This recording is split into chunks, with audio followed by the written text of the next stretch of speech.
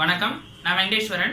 இன்னைக்கு நம்ம urban heat island effect பத்தி பேச போறோம். இந்த அர்பன் ஹீட் ஐலாண்ட் எஃபெக்ட்டை UHI எஃபெக்ட் அப்படின்னு சொல்லுவாங்க. இந்த UHI எஃபெக்ட்னா என்ன, இது உருவாகிறதுக்கு காரணங்கள் என்ன, இதோட விளைவு என்ன, இதுக்கு என்ன தீர்வு அப்படின்றத இந்த வீடியோவில் நம்ம பார்க்கலாம். இந்த UHI எஃபெக்ட்னா என்ன அப்படின்னு பார்த்தோம்னா, பெரிய பெரிய சிட்டிஸ்ல அந்த மெயின் சிட்டியோட டெம்பரேச்சர் வந்து அதை சுத்தி இருக்கிற ரூரல் அண்ட் சப்பர்பன் ஏரியாஸோட டெம்பரேச்சரை விட அதிகமா இருக்கும். இதனால அந்த மெயின் சிட்டி வந்து ஹை டெம்பரேச்சர் இருக்கிற ஒரு ஐலாண்டா ஆக்ட் ஆகும். இதை தான் வந்து அர்பன் ஹீட் ஐலாண்ட் எஃபெக்ட் அப்படின்னு சொல்லுவாங்க. இதை வந்து 1810 வருஷத்துல லூக் ஹாவர்ட் அப்படின்ற ஆள் வந்து ஃபர்ஸ்ட் இன்வெஸ்டிகேட் பண்ணி சொன்னார்.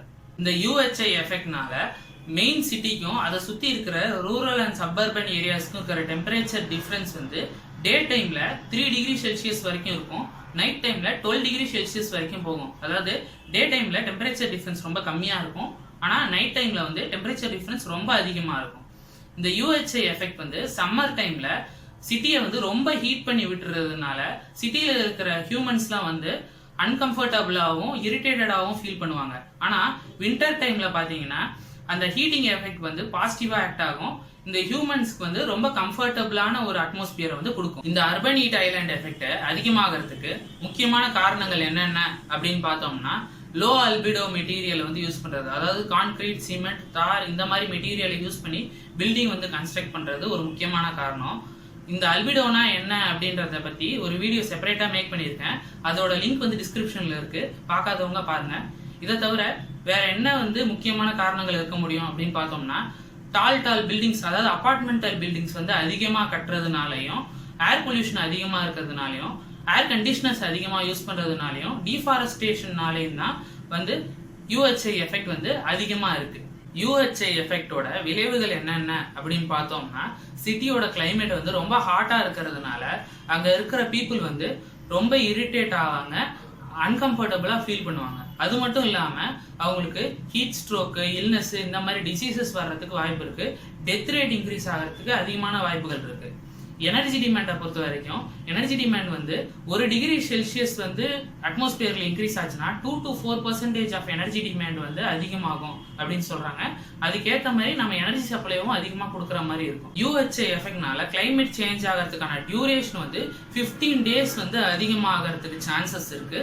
அது மட்டும் இல்லாம வாட்டர் பாடிஸ்ல டெம்பரேச்சர் அதிகமாகிறதுனால தெர்மல் ஸ்ட்ரெஸ்ஸும் தெர்மல் ஷாக்கும் அதிகமாகி அக்வாட்டிக் லைஃப் வந்து பாதிக்கப்படும்.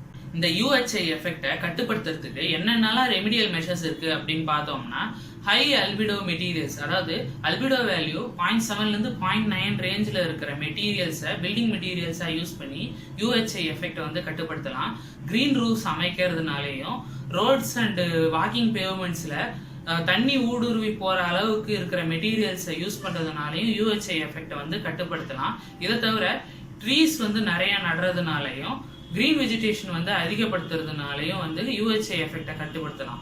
அதாவது 10% ஆஃப் வெஜிடேஷனை வந்து சிட்டிஸ்ல அதிகப்படுத்தினீங்கன்னா 0.6 கெல்வின் ஆஃப் டெம்பரேச்சர் வந்து ரெடியூஸ் ஆகும் அப்படின்னு சொல்றாங்க. இதை தவிர அர்பன் சிட்டிஸை வந்து பிளான்டா வந்து கன்ஸ்ட்ரக்ட் பண்றதுனாலையும் UHI எஃபெக்ட் வந்து கட்டுப்படுத்தலாம். இந்த எல்லா ரெமிடியல் மெஷர்ஸ்லயும் பெஸ்டான மிட்டிகேஷன் மெத்தட் எது அப்படின்னு பார்த்தோம்னா, ஹை அல்பிடோ மெட்டீரியல்ஸ் வந்து யூஸ் பண்ணோம் பில்டிங் கன்ஸ்ட்ரக்ட் பண்றதுக்கு. பில்டிங்ஸ்ல கிரீன் ரூஃப்ஸ் வந்து அமைக்கணும். அப்பதான் அர்பன் ஹீட் ஐலாண்ட் எஃபெக்டை வந்து கம்மி பண்ண முடியும். இதை விட பெஸ்ட் மெத்தட் எது அப்படின்னு பார்த்தோம்னா, ட்ரீஸ் வந்து நிறைய வளர்க்கணும், வெஜிடேஷன் வந்து அர்பன் ஏரியாஸ்ல இன்க்ரீஸ் பண்ணணும். அப்பதான் அர்பன் ஹீட் ஐலாண்ட் எஃபெக்டை வந்து கம்மி பண்ண முடியும். வெங்கி கடைசியா என்ன சொன்ன? மரங்கள் வந்து நிறைய வளர்க்கணும், வெஜிடேஷன் வந்து அதிகப்படுத்தணும், அப்பதான் வந்து அர்பன் ஹீட் ஐலாண்ட் எஃபெக்ட் கம்மியாகும்னு சொன்னேன். சரி, மரம் வளர்த்தா மழை வரும், மழை வந்தா மழையை சேமிச்சு வைக்கலாம். சரி, இதுக்கப்புறம் மரம் வளர்த்து நான் மழை சேமிக்கிறதுக்கு ஏற்கனவே பெஞ்ச மழையை ஒழுங்கா சேமிச்சிருந்தாலே சென்னையில தண்ணி பஞ்சமே வந்திருக்காதுல. சொல்லுங்க வெங்கி, சொல்லுங்க. அத வேற ஞாபகப்படுத்திட்டீங்க. நெஞ்சமெல்லாம் பொண்ணு அறக்கு தம்பி, மறக்க முடியல.